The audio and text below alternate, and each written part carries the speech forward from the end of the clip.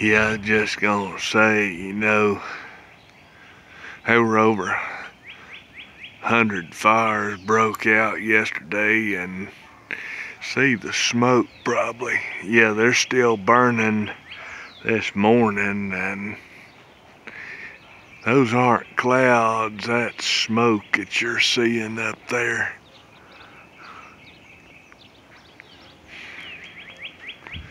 Yeah, it was insane yesterday. Some big fire up there to the north going. I don't know how well this is really picking it up, but you might can see it smoke up there.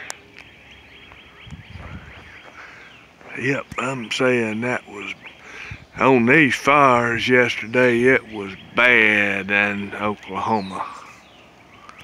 Yeah, northeast central Oklahoma, in my area, just barely south of me, really got hit hard yesterday.